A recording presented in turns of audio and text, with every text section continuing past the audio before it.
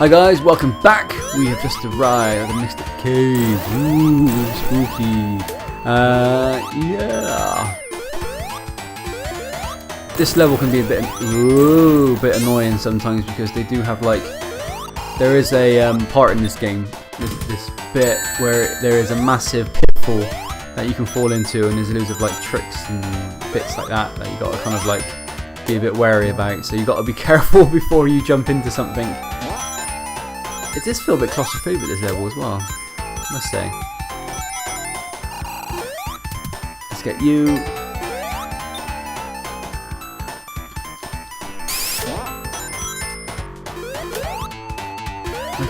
All the ceiling seems to be kind of in itself, you know what I mean? Never mind. Up we go. Up we go. Ooh, bug.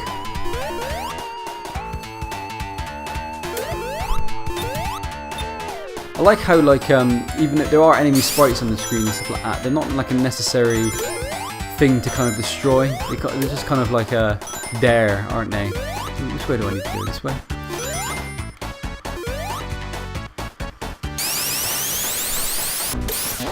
Oh, that's useful. Up we go.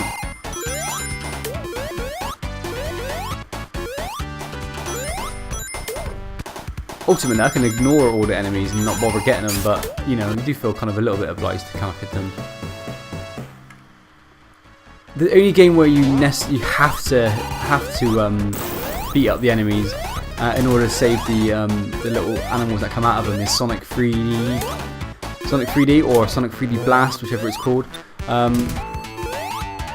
depending on where you reside from, where it was released and stuff.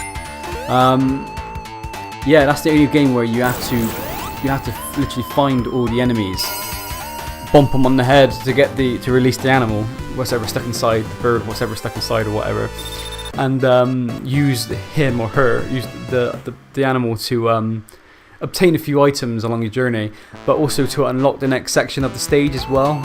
So they don't, in this game, in all the other Sonic games before, where they would just pop out the machine that they were captured in, and you get a couple of points and things like so, and they just run away.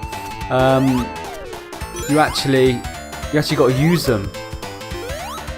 They just stay there. They kind of hop around on the spot, and until you kind of collect them, and then they follow you behind.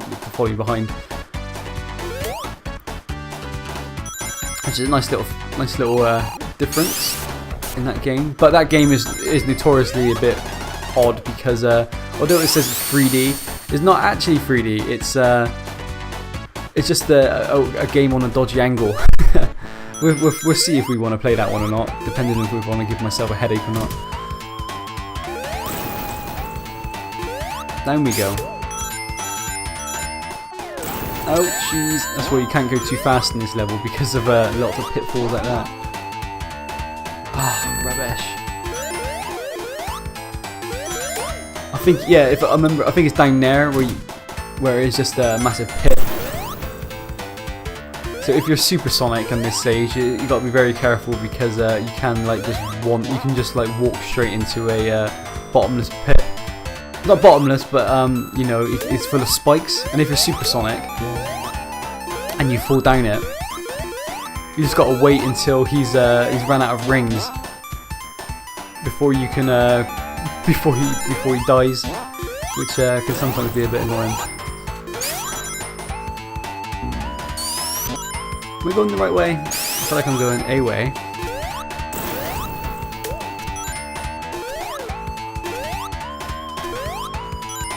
Down we go.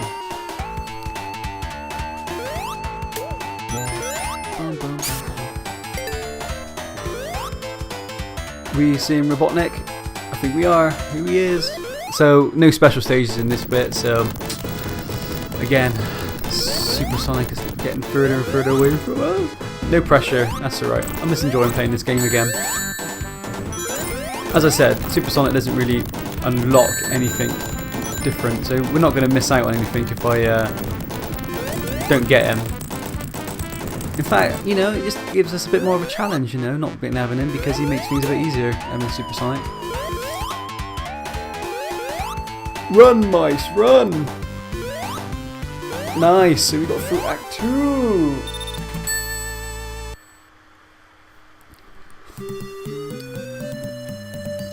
Oil Ocean Stage. This is like a BP's wet dream here, isn't it? All this oil.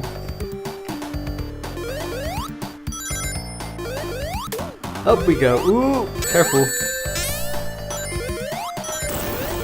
I think it's the next stage that has, I can't remember the name of the zone, but it has 3 stages rather than 2. Like these little burners. Up we go. Bump. Whee.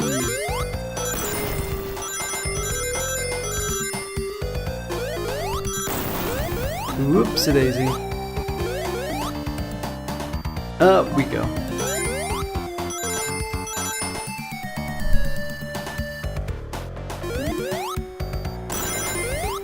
Nicely done. Nice little hovering action there by Sonic. So yeah, you got the little wind things that kind of help you along and get up and stuff like that. It's quite funny. Here's a big ring. There's no special stages here. So looks like the kind of big rings you get in the next game. Bonk. Oh, we can give this another go. Oh, we get another chance at this, guys. In we go. Let's see if we can do this again. Dun dun dun dun dun dun dun dun dun. To the middle, to the right, to the middle, to the right. There we go. I get my left and rights mixed up. Here we go.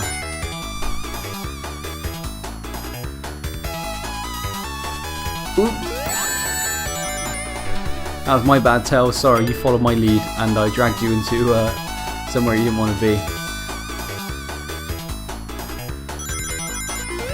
Over to that side, stay on this side. Stay on this side again.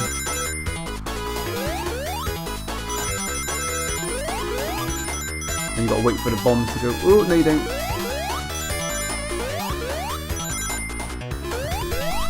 How much is it to get to this past bit? 100, isn't it?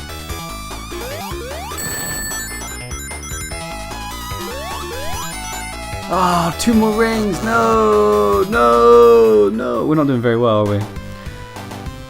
How many special stages have I been through now? I should have got all the Chaos Emeralds, right? Oh, never mind.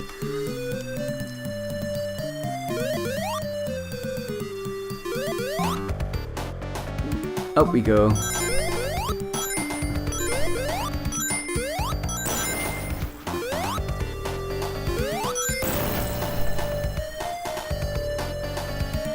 Whoa! Oop, hello. Nearly. Yeah, you can get a bit of a jump on once you get down there, but yeah, if you were to go any further than that, you will pass away.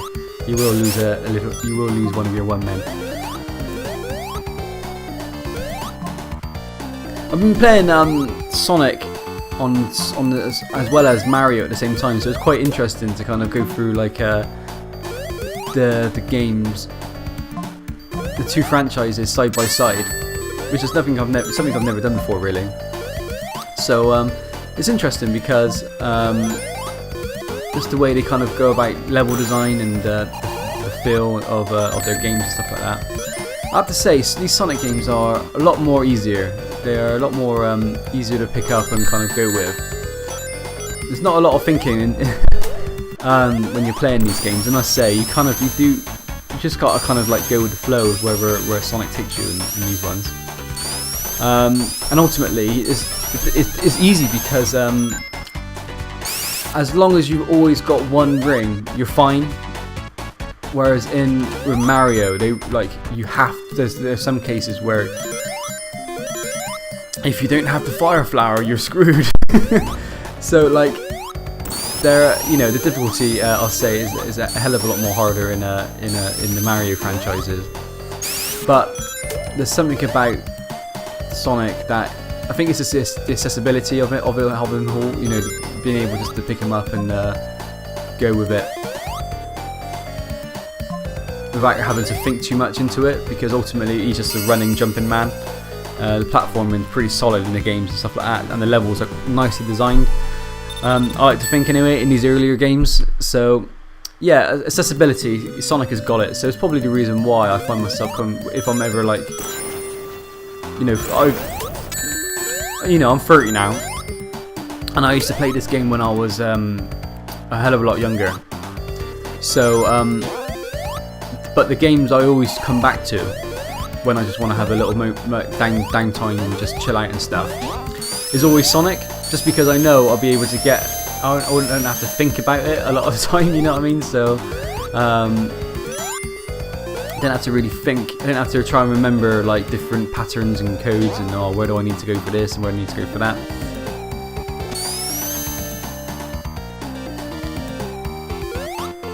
It's a shame that the later games that Sonic has been involved in is they're not as great as the direction Mario's gone. Where Mario's introduced like loads more different platforming and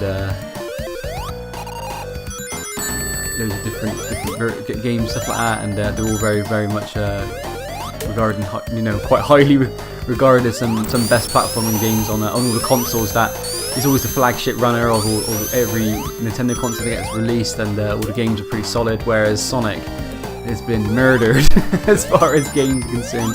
I've actually owned, when I first was given my Xbox 360 for Christmas, when I was given a copy of Sonic Unleashed, is it? Something like that, is it? Where he turns into a werewolf? Oh my god, that is not Sonic. That is not a Sonic game. Maybe I should play that one time just to see just how it's not too bad. It's not Sonic, is it? Like there are some levels where you've got to run around and do a bit of platforming and stuff like that at high speeds, which is great. But then you turn into a werewolf and it just slows right down. So yeah, I'll say like I prefer Sonic in these early games. I'll say Sonic wins over Mario. Putting it out there. That's where I'm putting my flag in. But anything after the Mega Drive, unfortunately, I think Mario wins out over Sonic every time.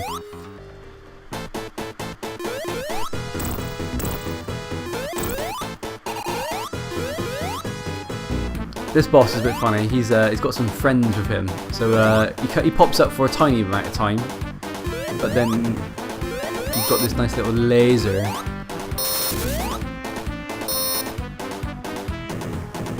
Pops up and attacks you for a little bit. And then just got a point.